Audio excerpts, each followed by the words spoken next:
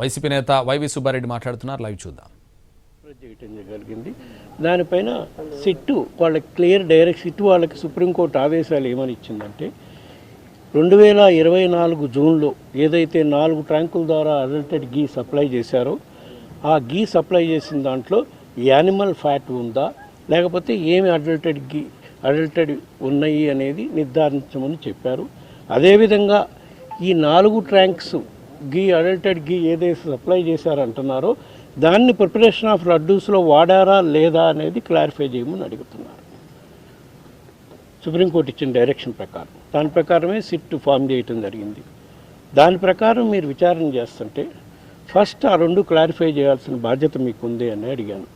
వాళ్ళు మాకు ఇన్వెస్టిగేషన్ ఇంకా పూర్తి కాలేదు అంటే నేను అడిగాను, ఇన్వెస్టిగేషన్ పూర్తి కాకపోతే మీరు ఆల్రెడీ ఛార్జ్ షీట్ ఒకటి ఫైల్ చేశారు, దాంట్లో మీరు మెన్షన్ చేశారు ఆ ఛార్జ్ షీట్లో ఈ అడల్టెడ్ గీలో వెజిటబుల్ ఆయిల్స్ కెరన్ ఆయిల్స్ మాత్రమే కలిసినాయి అని చెప్పి మీరు ఛార్జ్ షీట్లో మెన్షన్ చేశారు. అది ఛార్జ్ షీట్ పబ్లిక్ డొమైన్లో ఉంది, దాంట్లో నేను చూసాను. జరిగిందంటే ఇప్పటి వరకు జరిగిన విచారణ ప్రకారం మేము ఆ ల్యాబ్ రిపోర్ట్లో ఆ విధంగానే వచ్చింది, అందుకని రిపోర్ట్ చేసి ఈ విధంగా ఛార్జ్ షీట్లో మెన్షన్ చేశామని చెప్పారు. అప్పుడు నేను అడిగాను, ఫర్దర్గా అయినా you have to clarify to the crores of devotees, ఎంత త్వరగా వీలైతే అంత మీరు డివోటీస్కి క్లారిఫై చేయాల్సిన అవసరం ఉంది. దీనిపై అడల్టెడ్కి వాడారా 4 ట్రక్కులు, ఎందుకంటే ఆ ఛార్జ్ షీట్లోనే వాళ్ళు మెన్షన్ చేశారు వెనక్కిపోయిన ట్రక్స్ కూడా మళ్ళీ వేరే పేరు మీద వచ్చి వాడారు అని ఛార్జ్ షీట్లో మెన్షన్ చేశారు వాళ్ళు. సో దీనిపై కూడా మీరు క్లారిఫై చేయాలి. అడల్టెడ్ గీలో యానిమల్ ఫ్యాట్ ఉందా, వేరే ఏమైనా అడల్టెడ్ ఐటమ్స్ పామ్ ఆయిల్ కానీ వీటి ద్వారా అడల్టెడ్ గీ జరిగిందనేది కూడా క్లారిఫై చేయాలని చెప్పడం. ఈ ఒక్క పాయింట్ మీద బాగా క్లారిటీగా చెప్పమని నేను ఇన్వెస్టిగేషన్ అథారిటీస్కి చెప్పాను.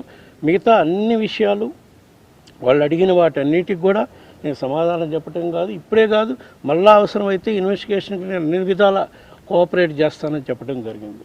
ఇంకో ప్రధాన అంశం నేను వాళ్ళని క్లారిఫై చేయమని అడిగిందంటే, ఇప్పటికి వరకు లాస్ట్ 10 రోజుల నుంచి మీడియాలో చిన్నప్పన్నని నా ఎక్స్పీఏ 2014 నుంచి 19 వరకు నేను పార్లమెంటు సభ్యుడిగా ఉన్నప్పుడు నా దగ్గర పిఏగా పనిచేసిన చిన్నప్పని అరెస్ట్ చేశారు.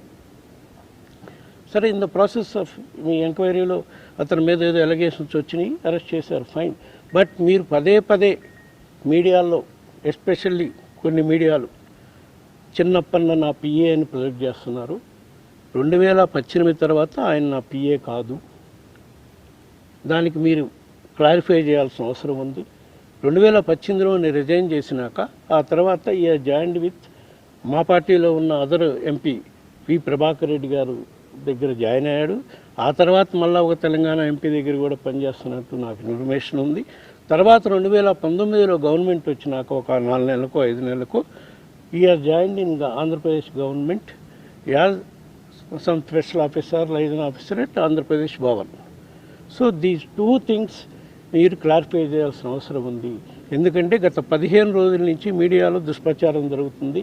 అప్పన్న నా పిఏ అని, ఆయన అరెస్ట్ చేశారని, ఆయన ద్వారా ఏదో హవాలా ద్వారా ట్రాన్సాక్షన్ జరిగినాయని. ఇప్పుడు అప్పన్న ఏదైనా ట్రాన్సాక్షన్ చేస్తుంటే వాటిని ఆయనపై ఎంక్వైరీ చేసి ఆయన తప్పు చేస్తుంటే, ఏమైనా హవాలా ట్రాన్సాక్షన్ చేస్తుంటే సెక్షన్ ప్రకారం మీరు ఆయనపై చర్యలు తీసుకోండి. అదేవిధంగా అప్పన్న ఆ విధంగా చేయటానికి కారణం ఎవరో టీటీడీలో ఉన్న ఆఫీసర్స్ ఎవరో సహకరించి ఉంటారు కదా, వాళ్ళని కూడా వాళ్ళపై కూడా చర్యలు తీసుకోండి. అంతేగాని అప్పన్న నా పిఏ అని, అతని ద్వారా ఏదో నేను అవినీతి పాల్పడ్డానని దుష్ప్రచారాన్ని ఆపే విధంగా చర్యలు తీసుకోవాలని కూడా నేను చెప్పడం జరిగింది. ఇవే కాకుండా ఇంకా 2-3 సజెషన్స్ కూడా నేను ఇవ్వటం జరిగింది. ఏంటంటే ఇప్పటి వరకు జరిగిన ఇన్వెస్టిగేషన్ ప్రకారం వాళ్ళు అడల్టెడ్ గీ సప్లై చేశారు. సప్లై చేసిన దాంట్లో కెరన్ ఆయిల్, పామ్ ఆయిల్ మిక్స్ అయ్యిందని చెప్తున్నారు. అది మీరు 2019 నుంచి చేస్తున్నారు, 2019 నుంచి జరుగుతుందని మేము చేస్తున్నామని మీరు చెప్తున్నారు. అదేవిధంగా సప్లయర్స్ ఏమైనా ఒక ఇద్దరు మారితే ఉండొచ్చు. 2019 నుంచి కూడా ఇదే విధంగా అడల్టెడ్కి సప్లై చేశారేమో, దాన్ని కూడా వెరిఫై చేసి చెప్పాల్సిన అవసరం ఉందని చెప్పి మంచిగా 2014 నుంచి కూడా ఇంకా ముందు నుంచి కూడా వీలైతే, ఎందుకంటే ఈ సప్లయర్స్ ఒకరిద్దరు మారిన సప్లయర్స్ అంతా వాళ్ళది కదా.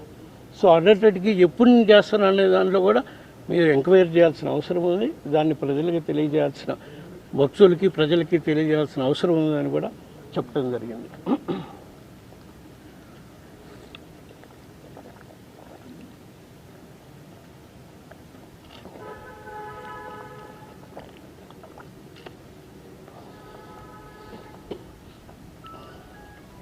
ఎంక్వైరీలో భాగంగా వేరే అంశాలు కూడా నేను వాళ్ళ దృష్టికి తేవడం జరిగింది. ఏదైతే అభియోగం చిన్నప్పని అరెస్ట్ చేసి నేను అవినీతికి పాల్పడ్డాను, స్వామివారికి సమర్పించే ప్రసాదాల్లో అడల్టీ గీకి వాడటానికి నేను అవినీతికి పాల్పడ్డాను, దుష్ప్రచారం చేస్తున్నారు. అటువంటి ఇది నీచమైన పని నేను చేయలేదు, చేయబోను కూడా. దట్టు స్వామివారి సేవలో అట్లాంటి కార్యక్రమం ఏ రోజు నేను తలపెట్టే కార్యక్రమం కూడా చేయను. దీన్ని కూడా నేను క్లారిఫై చేశాను. అట్లా